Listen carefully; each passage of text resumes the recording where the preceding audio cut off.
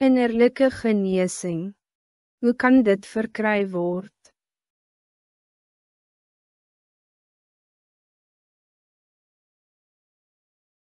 Wat kan je doen om innerlijke genezing te verkry?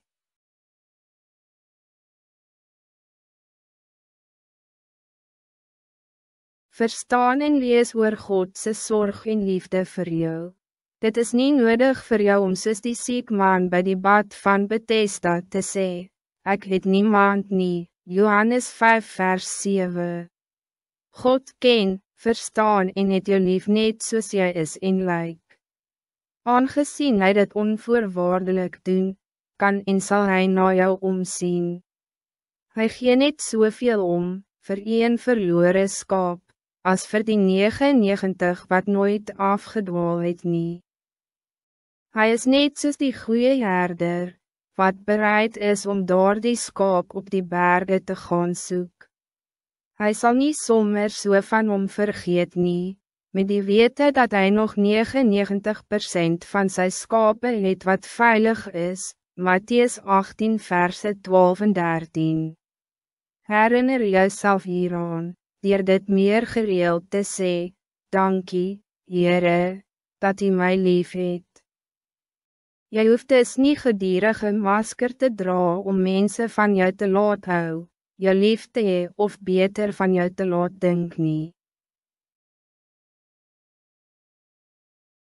Een gebrek aan voorgee en om mensen die ware jy te laat zien, zal verhoed dat jij in die toekomst nog meer seer kry. Dit zal jou ook helpen om vrijer in die lewe rond te beweeg. Mensen in die algemeen zal zelfs een groter aanvaarding van jou hê, aangezien die oorspronkelijke van iets, altijd meer verlang wordt als een nabootsing of kopie. Dit is belangrijk om te verstaan dat die aard van baie dinge verander het as gevolg van die sondeval, en die mooie dinge wat God geskep het, is deur sonde beskadig. Die ware jy is dus niet dit wat afwijkend of vreemd is nie, maar dit wat mooi is in sy oë. Hoor die Heere dan direct tot jou spreek wanneer hy in Jeremia 31 vers 3 sê, ek het jou lief gehad met de eeuwige liefde, daarom het ek jou getrek met goedertierenheid.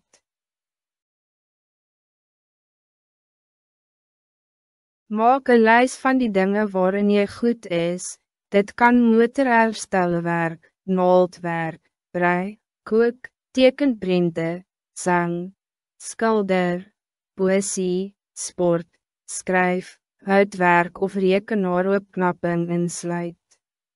Besef dat hierdie vermoën specifieke seëninge van God aan jou is, waarvoor je dankbaar moet wees. Onthou dat jy hierdie dankbaarheid aan God moet betoon, met en deur jou lewe. Jy hoef nie goed te wees in een hele reeks dinge om voorspoed te hê nie. Selfs al lyk dit na 'n klein ding, is dit genoeg om net een belangrike ding als jou beste vaardigheid te identificeer, en hard te werk om daarin uit te blink.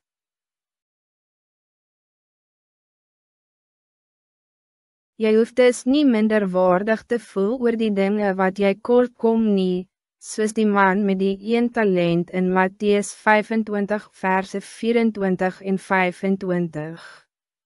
Hy sou nie te nagekom gevoel het, as hy nie geweet het dat 2 ander mensen meer talente as hy ontvang het nie. In plaas daarvan om te focussen op die feit dat hij wel het talent ontvang het waarmee hij kon handel dryf, het hierdie bewustheid om laat fokus op die feit dat hij niet soveel als die ander met die 2 en die 5 talenten ontvang het nie. Hy het dus sy talent in die sand begrawe. Sy verkeerde focus het veroorsaak dat hij tijd gemors het, en een belangrijke geleentheid om te vorder, misgeloop het, aangezien hij waarschijnlijk ook met dubbel sy talent, en een bevordering beloon sou word. Het hy ooit daaraan gedink dat daar dalk ook ander werkers van zijn meester was, wat glad niks ontvang het nie.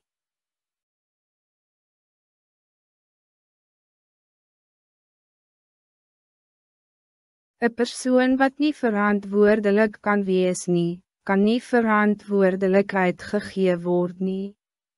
As hy nie verantwoordelijk kan wees in een klein ding nie, hoe kan hij verantwoordelijk wees in een groot ding? Hoe zal jij een skip als kaptein kan aanvoer, als jy nie eers een boot als kaptein kan aanvoer nie? Wees dus voorzichtig om elke seëning wat jy uit die hand van God ontvang het, goed te tel, te waardeer en te gebruik. Dit is interessant om daarop te let dat die meeste van die bekende mensen van die wereld net bekend is vir een ding waarin hulle uitgeblink het of bijgedra het tot die samenleving. Die meeste bekende muzikanten het bijvoorbeeld nooit muziekprofessore geword nie, nooit muziek studeer of selfs leer muziek lees nie.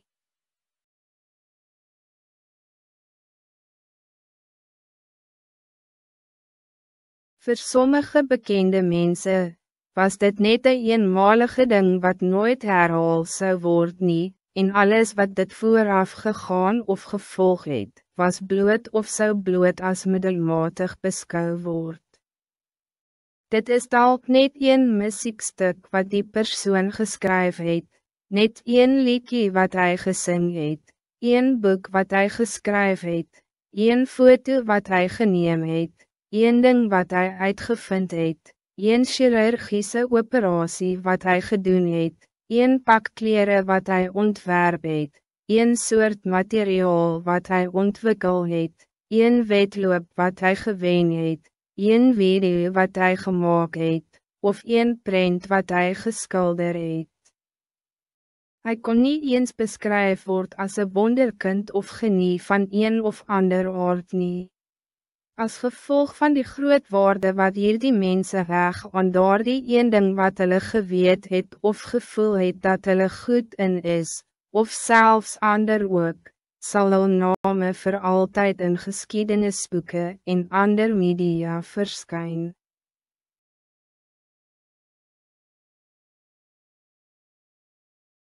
Net omdat niemand of slechts een paar mensen die gebruik van jou een of meer talenten beduidend waardeer of bekrachtig het nie, beteken dit echter niet dat jy op enige manier misluk het nie.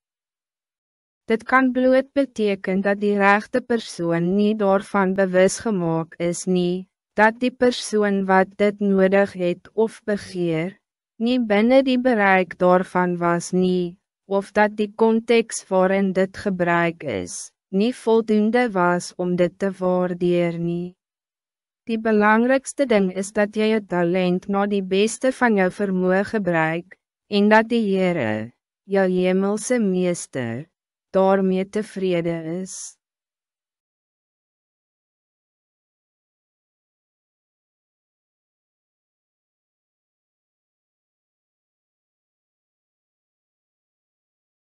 Baie mense is hoogs gekwalificeerd op verskeie gebiede, maar is terselfdertyd ook hoogs onbevoeg op ander. Dit is niet nodig om diegene te beny wat baie en groot dinge ontvang het nie. Die grootte of hoeveelheid van iets, is niet eens een aanduiding van die waarde daarvan nie.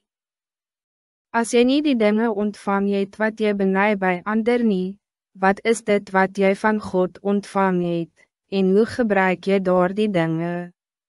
Onthou dat, as gevolg van die samenstelling van baie dinge in die lewe, die bijvoeging van ander dinge wat daaraan soortgelijk is, niet tot daar die specifieke ding of die vorming daarvan sal lei nie. As jy 20 selfone combineer, gee dit jou nie die funksies van een enkele slimfoon nie.